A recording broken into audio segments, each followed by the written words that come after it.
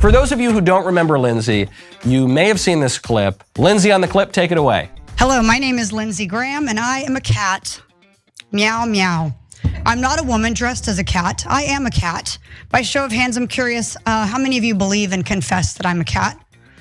Great. By show of hands, I'm curious, how many of you believe that your child or a child from this school would believe that I'm actually a cat? No one. You are right. Why? Because you are not stupid, and these children are not stupid. Lindsay, we are not stupid. You are not a cat. We are very happy to have you on the show. Thank you for coming on. Thank you so much. I appreciate that. My little kids, I have a 3, 6, and 9-year-old. They've started to memorize that speech, and they walk around the house saying, "My name is Lindsay Graham, and I am a cat." So I guess I have to teach them about transgenderism sooner than I thought. Well, you better, because you said your youngest is 3. Yes. Well, yes, he's ready to identify now. He is. Well, yeah, according to pre-K, public pre-K in certain states, your kid could be taught about transgenderism already. What has the reaction been just in your local community to your magnificent speech in the cat costume, which I would thank you for wearing on the show today? You're very welcome. I have it easily accessible now. It was really positive. The man that I was speaking out against, which is Paul Bixler, he's 72 years old. He's lived a full life as a man, married to a woman, 2 children. All of a sudden, he has what I consider a mental breakdown. And I was told that he's wearing his wife's clothing, and he's now identifying as a woman and having children call him Miss Bixler. He's done nothing to really identify as a woman, not that that matters, other than put on dresses. And the community has been outraged. And actually, I'm sure you know this, a lot of people aren't paying attention still. And so that little charade of mine, the meow meow, it got a lot of attention, which I'm fine with, good and bad. But a lot of people in the community had no idea that this man even existed and that he was attending all of the elementary school functions, spelling bees, carnivals, using the little girls' restrooms, by the way, at these events. So it brought a lot of attention to this school district in a good way. More people started showing up to the school boards, the email. Two of the board members are very conservative and messaged me and said, we are getting flooded with emails. Parents didn't even know that he was doing this. What grade does this guy teach? So he's on a school board of the district, which oversees all of the elementary schools. So he oversees everything. Mm-hmm. Wow. And by the way, it goes beyond he dresses as a woman and makes kids call him Miss Bixler. He's advocated and voted for bills that allow children to identify differently at school and not inform the parents. Yeah. He is pro transgenders in sports. So he's your typical liberal. He wants gender to be fluid and non-existent, and for men to be able to dominate girls in their bathrooms and in sports. Wow, this is even worse than I had suspected. For some reason in my mind, he was a teacher. But no, so if he's on the board, that means that he's actually setting the policy. Which, yes. If he were just a teacher for one classroom of kids, you'd say, okay, well, it's too bad for that classroom, and it's going to be really hard, though, to get rid of a teacher. These unions are so crazy now, it's pretty much impossible to fire them. But no, this is a person who's playing a role crafting policy in an ostensibly self-governing democratic republic. And so if he's crafting the policy, then he's shaping the whole education of all of the students. And don't parents have a right to say no?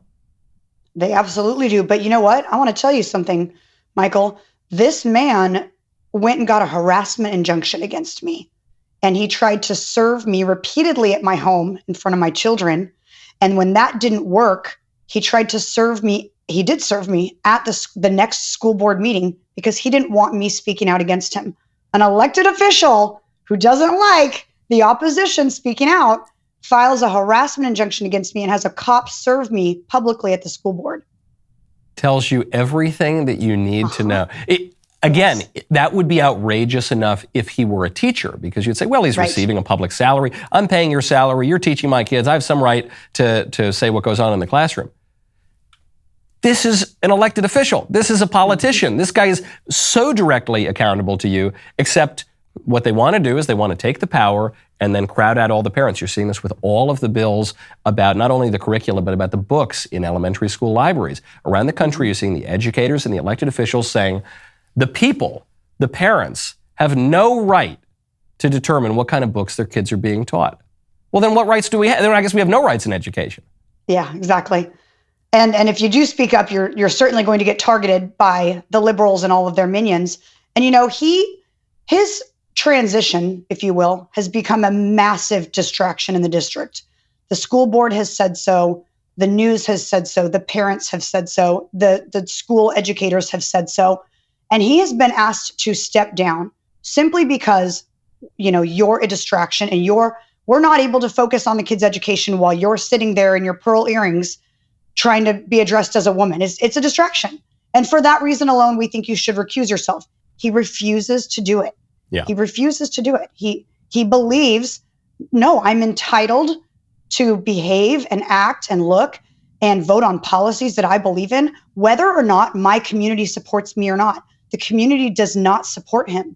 And, you were just talking about liberals and their mentality and how if you're not qualified to speak on something, you shouldn't be speaking on it. Well, Paul Bixler is not a woman.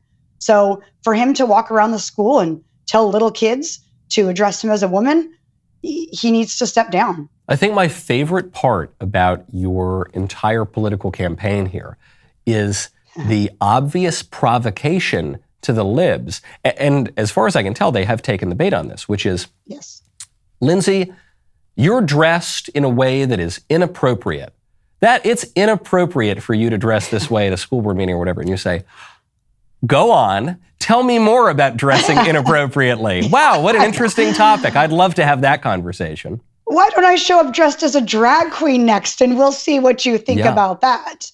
Yeah, they there was a little bit of hate, and mind you, the hate is minimal, because if I were to stop and waste my life arguing with liberals who will never change their mind, I would dominate them easily, but you can't reason with them.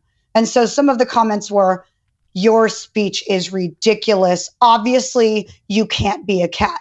And I'm like, obviously, men can't be women either. Yeah. But you're willing to have that argument. Well, the choice of the cat avatar, I don't know if this was intentional or not, but it's profound in that one of the early national news stories about this weird kind of identity dysphoria was from, I think it was about 20 years ago. There was this character, I forget his name, but he went by Stalking Cat.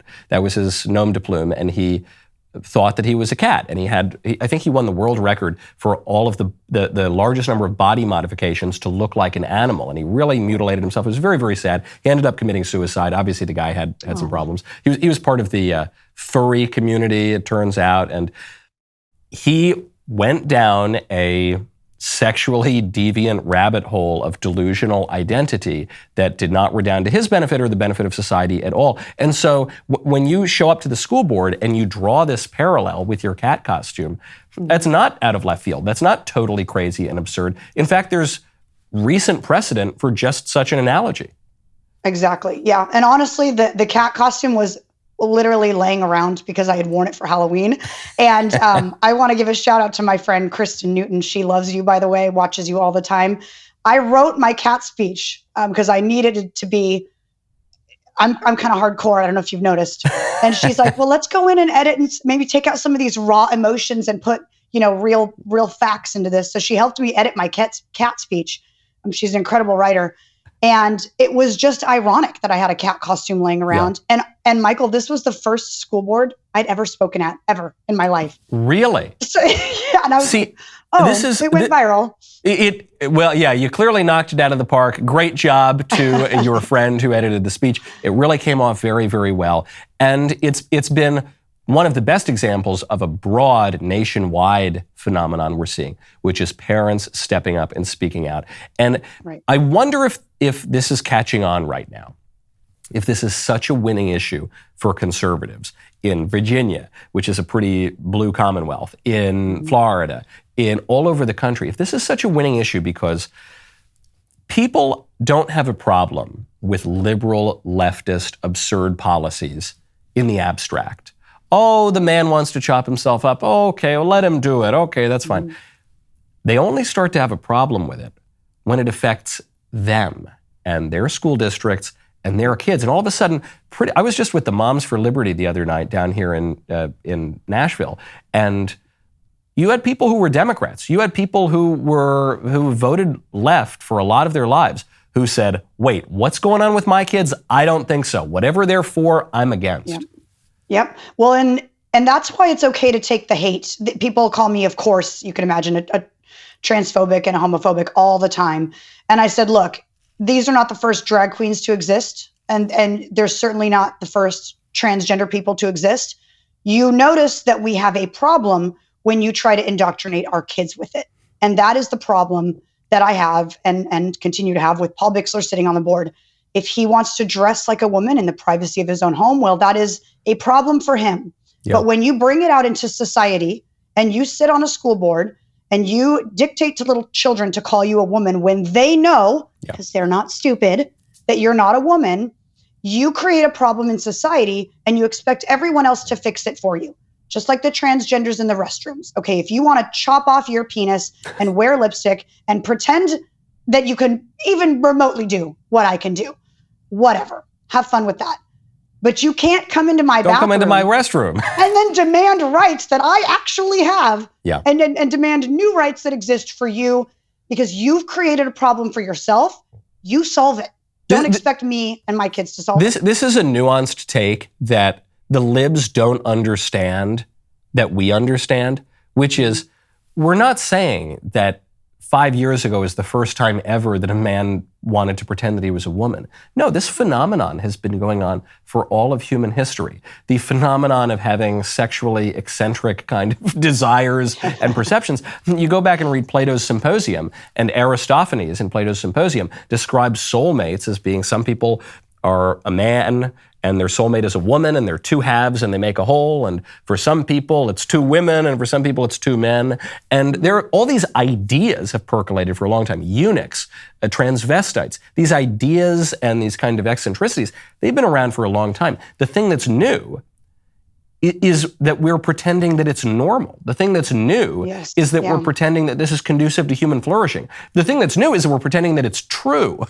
That a man can actually become a woman. That is what is so absurd. As you say, if some guy wants to put on his wife's blouse in his own closet, we're not sending the morality police door to door to make sure that he's wearing overalls or blue jeans. But when you come into the public square, you have a responsibility to observe the standards and norms and rules and laws of the political community. And it's not just the crazy libs who get to make those rules.